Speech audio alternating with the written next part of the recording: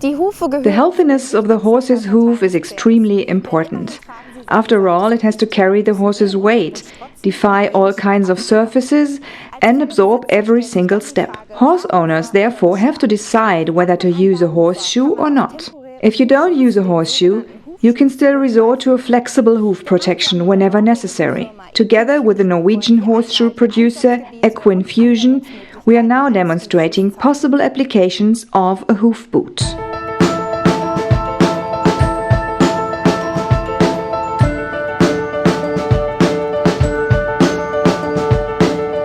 The hoof itself is built in a flexible way.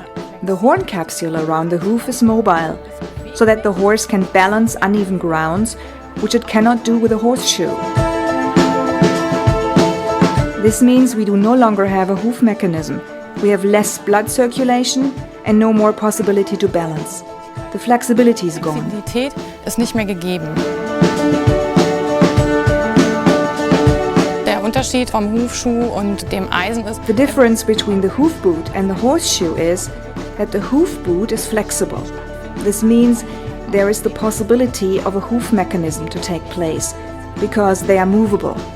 Another difference is that the hoof boot is much less in weight and has a high abrasion protection. Als ein Hufeisen. Das Pferd an sich hat ja auch von Natur aus. The horse is born with a natural sense of touch. It walks more stable because it can feel which ground it is walking on. That is not the case with a horseshoe, which often leads to injured joints.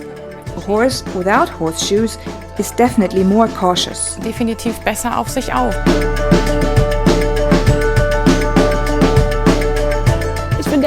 In my opinion, a horseshoe is no longer mandatory today.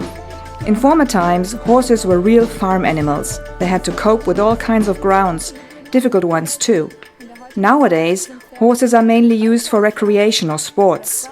For that reason, my horse hasn't been wearing horseshoes for 3 years, and we don't have any problems at all.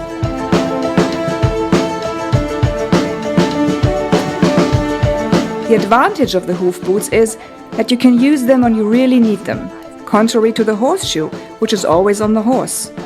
When you want to turn the horse out to grass, send it barefoot, and when you go into difficult terrain, the hoof boot is a good alternative to be used when needed. Bietet der Hufschuh eben die gute Alternative, die man dann verwendet, wenn man sie braucht.